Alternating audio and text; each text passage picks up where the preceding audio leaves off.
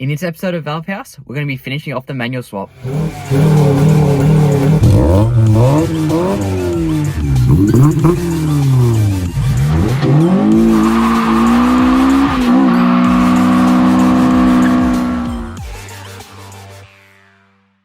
So once you got this bracket off, I did have to take off this bracket from the bottom of the intake manifold bracket. There's a bracket that goes from there to the header here. I had to take that one off to remove the other bracket. Once that's off, we can go ahead and take off this bolt, and this, this bolt, and that'll allow us to take the inspection plate off, and then we can get into the torque converter and drive plate bolts. Righto, so now that we've got this inspection plate off, we can go ahead and take off every single 10mm around here. You're going to need to use like a chisel or a pry bar or something to spin that around, and then you can get to every single one of these torque converter bolts and unbolt it. So I've supported the gearbox with a spare jack. Now that we've got the gearbox on the jack, we can go ahead and start taking the engine mounts off. So I've done pretty much everything under the car. You saw me remove the drive plate bolts, so now I'm just going to finish taking off these here. I'm going to leave them on still, just in case we don't want the gearbox to drop really harshly. So we're just going to leave those loose. But we'll go around, undo all the mounts and everything, holding the gearbox to the car itself, and then we can, start actually pulling stuff apart. Righto, so I'm under the car. That's the automatic torque mount. Just going to undo that.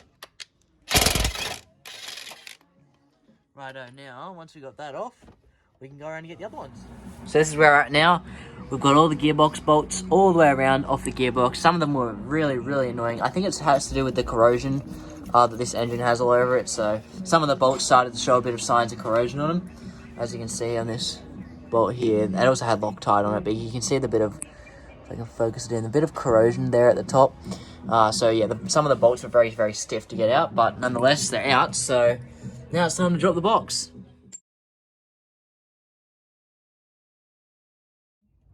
So underneath the car now, the auto gearbox is off. So now I'm going to go ahead and take the drive plate off. So I've just got an extension that I've stuck through one of the holes, and that's going to stop the engine rotating while I'm undoing these bolts here. So I'm just going to go ahead and remove all of those and remove the drive plate. So these are the two pilot bearings. This is the new one. As you can tell, it's nice and shiny. Doesn't make any noise at all. It's nice and tight. And then we go to the old one. Quite noisy. Spins very freely, so did need a replacement. So luckily we are going to bang this one in now.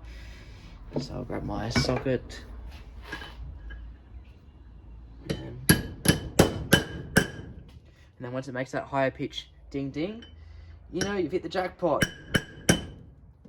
It's ready to chuck in. So I'm under the car again.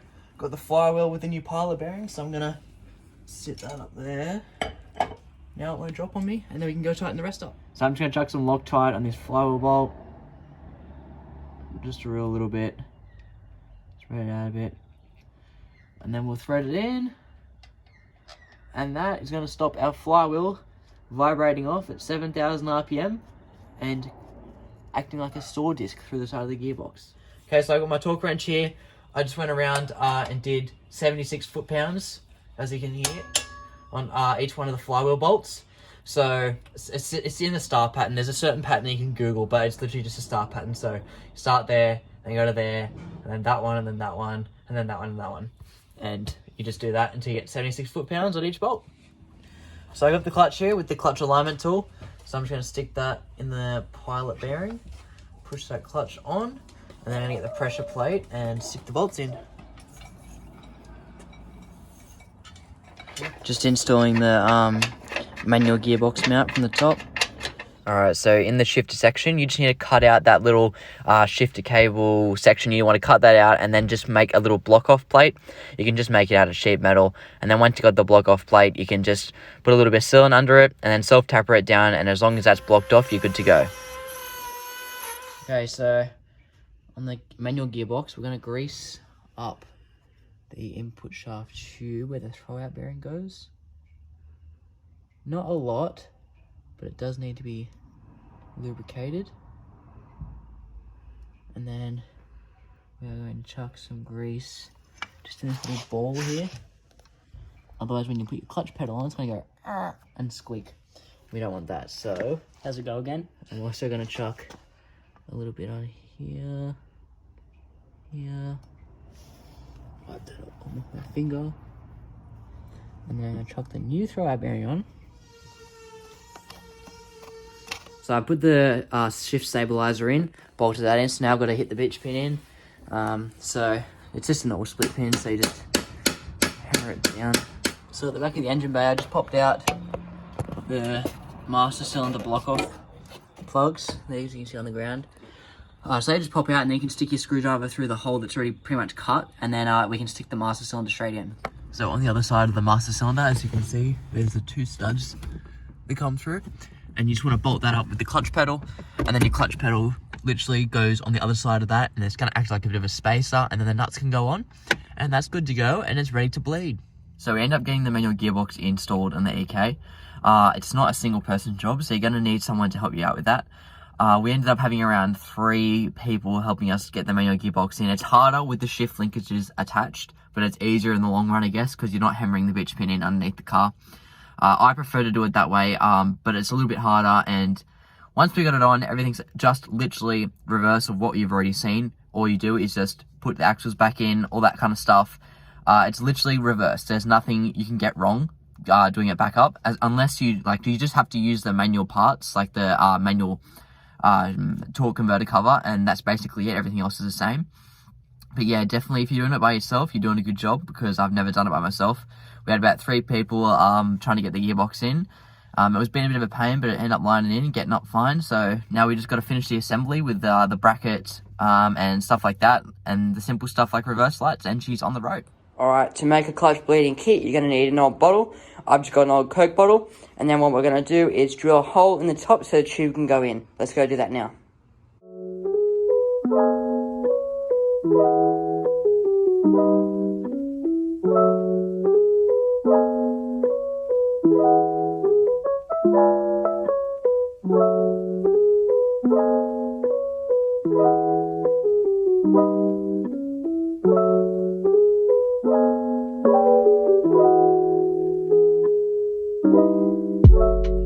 So now we're up to bleeding the clutch. So we've got all the clutch hard lines in. We still need to screw that in, but we're just going to leave it loose for now.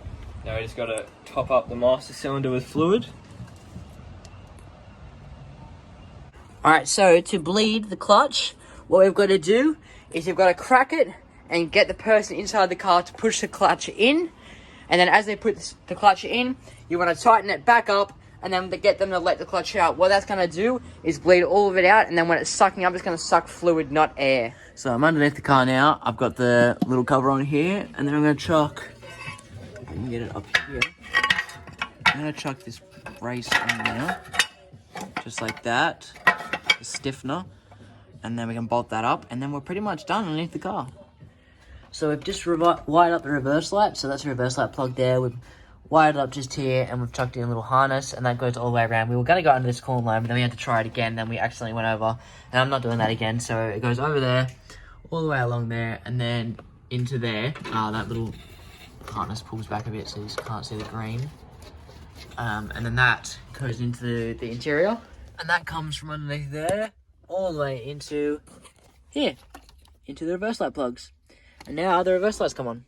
Now all we have to do is chuck all this stuff back on, and then we have our manual EK ready to go. So now the manual swap's complete, time to drop it down on the ground and take it for the first drive. So manual swap's done. Driving the car currently, it feels exactly the same as my manual EK. I can't fault anything apart from the gauge. It says that I'm in park right now. There's nothing else that makes me feel like I'm driving a non-standard manual EK. It looks like a manual EK, it drives like a manual EK.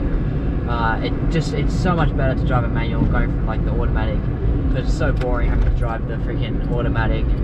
You don't get any control in an automatic, whereas in the manual, you get to control it how you want. It's more fun, it feels like you can throw it around more, and ultimately it makes cooler sounds.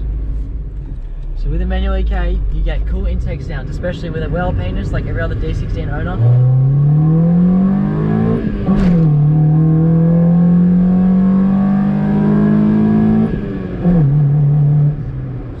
It sounds so cool. It's so much more fun to drive. You just throw it back a few gears up the hill. So much fun. I love EKs. So no one by choice says yes. I really want to race. Nobody's messaged say- me back. Say Yes. Alright, let's get the show on the road.